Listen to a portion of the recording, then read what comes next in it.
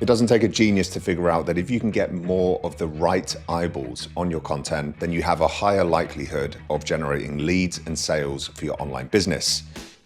And in this video, I'm going to show you exactly what I've been doing over the last few weeks to grow my Instagram account with qualified followers every single day, without paid ads and without manual outreach.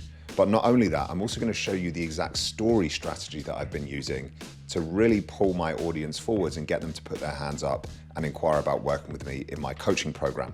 So in this video specifically, I'm going to split it down into two parts. Part one, we're going to cover how we're actually getting the qualified followers every single day using top of funnel content. And then in part two, I'm going to cover how to turn those followers into inbound inquiries using a repeatable story sequence. So here's a quick screenshot of my Instagram account this morning. All of these qualified followers coming through to my page every single day. So part one, top of funnel content.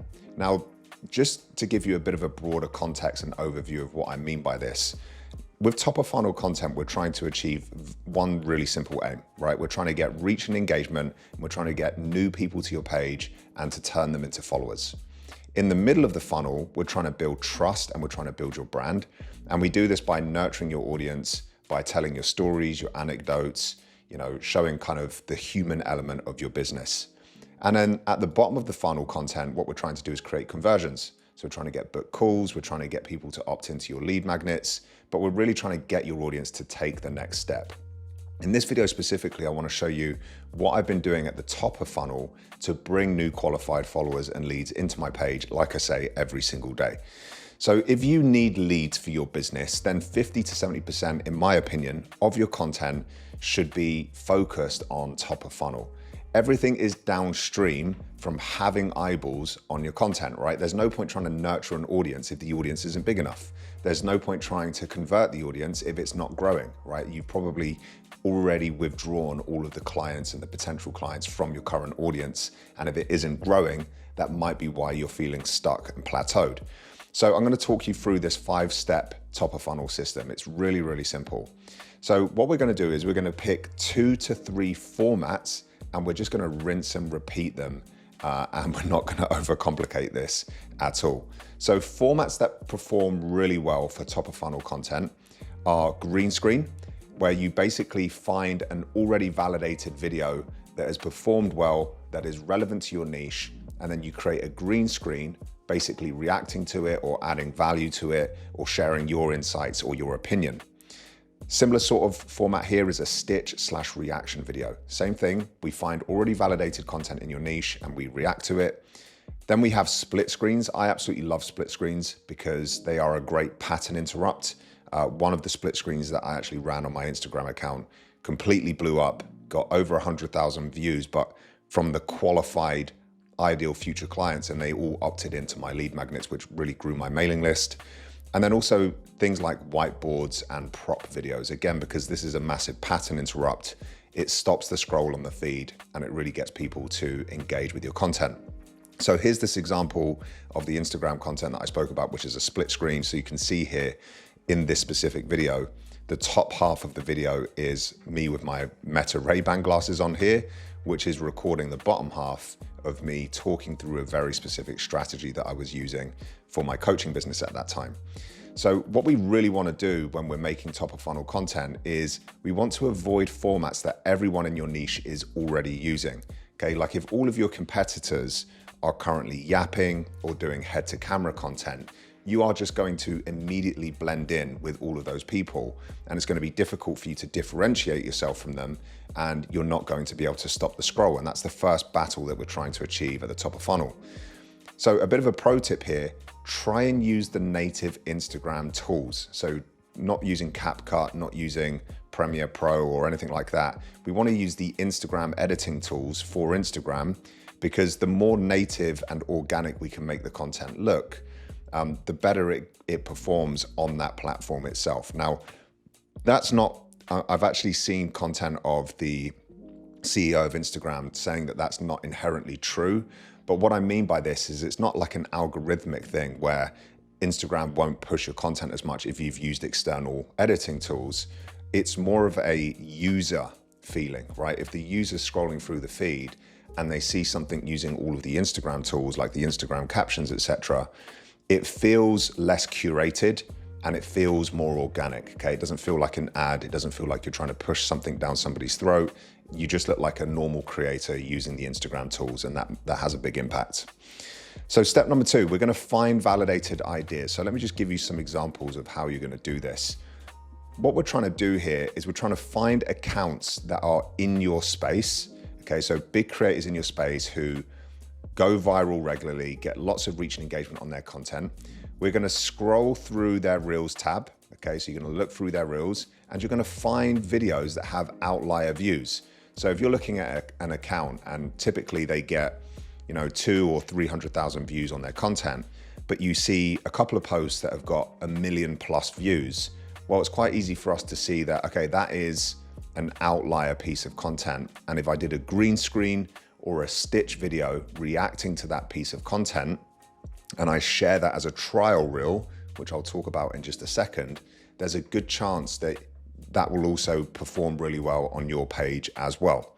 So that's what we do. We find those pieces of content and we green screen or we stitch them, and we use a very specific caption, which I'll touch on, to make sure that anyone who views that content becomes a follower on your page.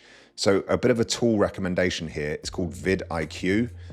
You can create an account on there, log into your Instagram, log into your YouTube, but you can actually find really high performing pieces of content by just searching for keywords. So if you're a fitness coach, you might type in something like nutrition and you can find content that is performing exceptionally well in terms of it being an outlier for that page, and you can go and green screen it, you can stitch it, and you can use it as top of funnel content. So some common mistakes: green screening videos that haven't actually gone viral, okay? We don't want to react to content that hasn't actually gone viral. It may have lots of views and engagement, but it might be a low performing piece of content for that person's page. It might have loads of views just because that person's page has millions of followers and all of their content gets lots of views. It doesn't necessarily mean that it's a high performing post for them, okay? So we need to make it subjective. Going off topic too much, going too niche adjacent, right?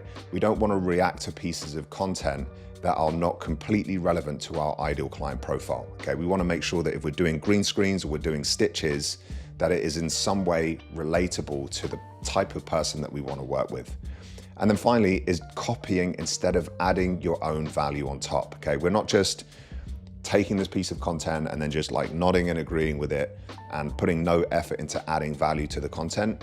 You want to use the already viral piece of content as the hook to get people to watch, and then you want to add something that is valuable, your insights, your stories, your anecdotes to the back of that piece of content.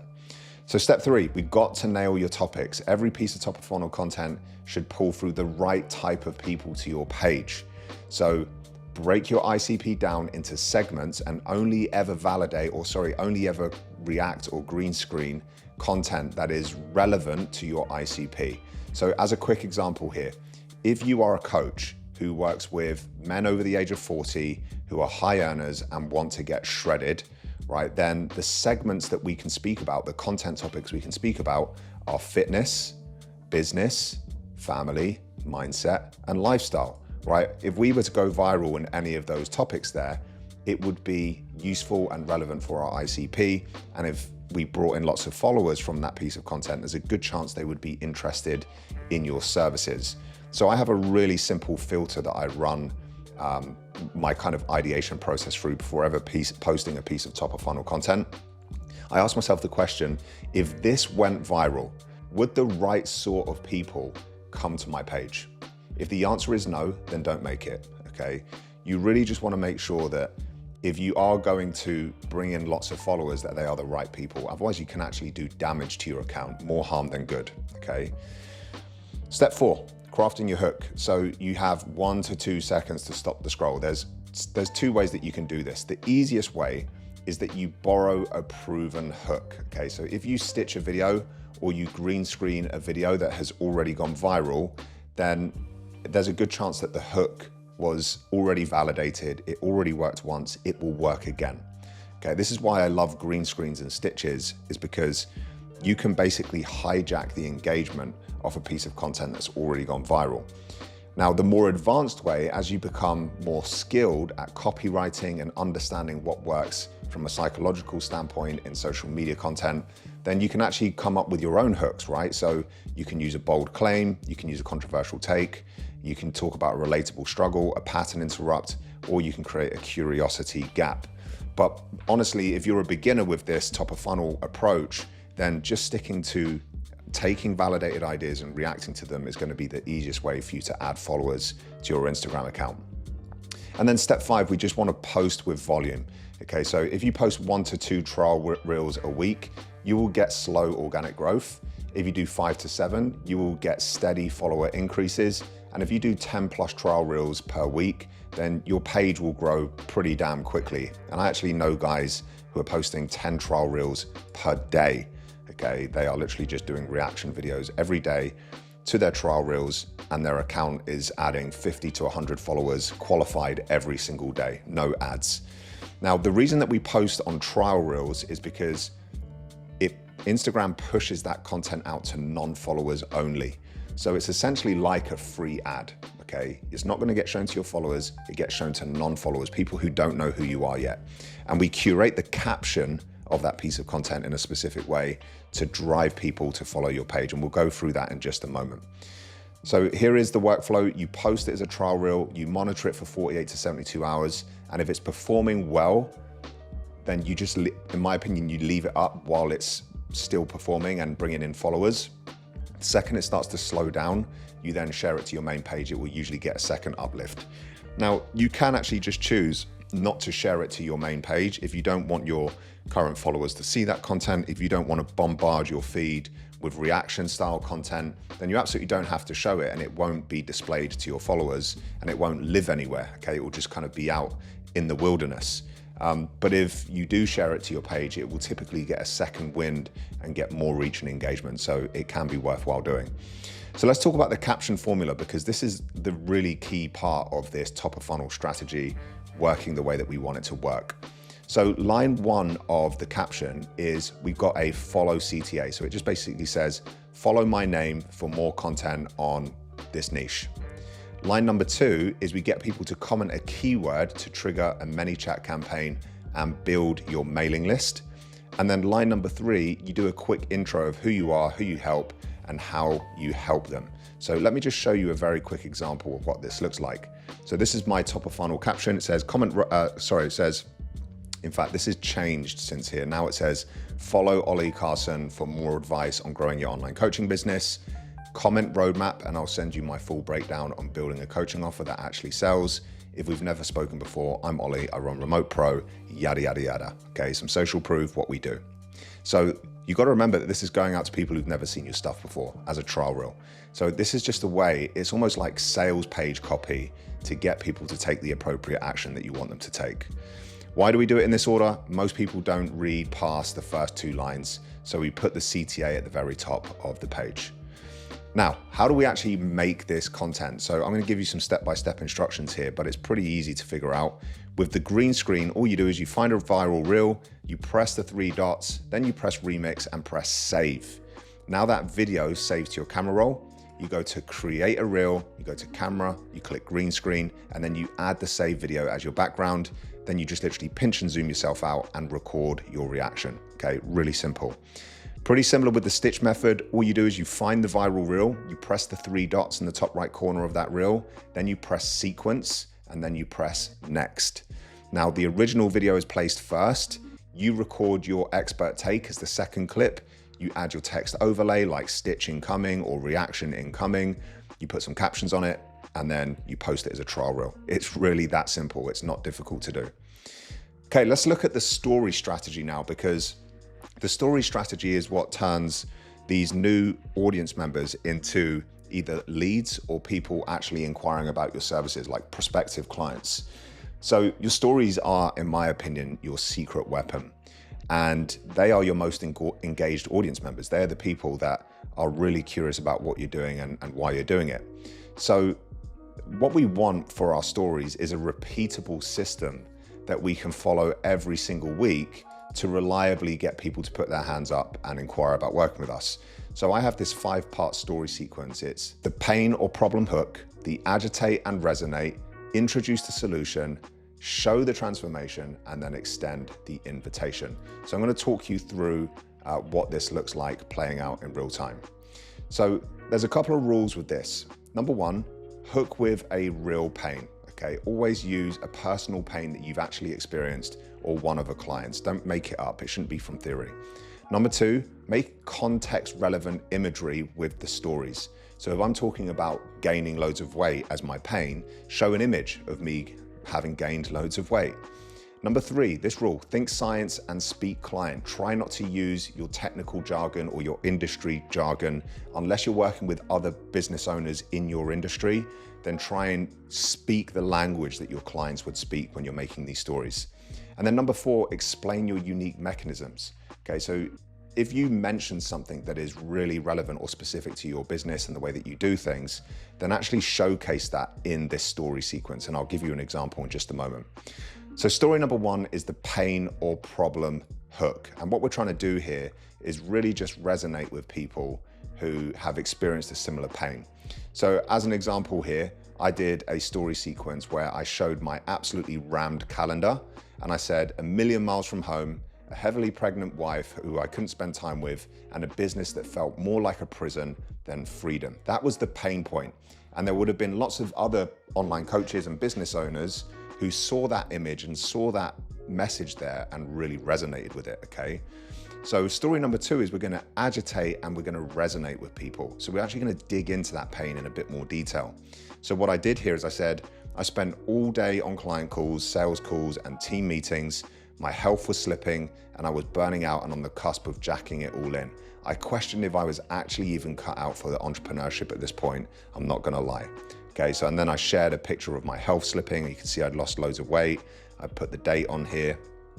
And then story number three, I'm going to introduce the solution. Like, how am I gonna get myself out of this situation? And what I'm actually doing is I'm pointing to the physical mechanism in my school community. So I just write here, I literally rebuilt my entire lead gen sales and delivery model to make my business work for my lifestyle, not the other way around. The biggest game changer has been the one-to-one access stack approach. I'm literally serving 100 plus one-to-one clients right now, and my calendar looks like this. Okay, so we then show the transformation. I put a screenshot of my calendar looking nice and empty and clear. And these days, my calendar look more like this, LOL. So far what I've done, if you remember the formula, I've got the pain or the problem hook. I've agitated and resonated.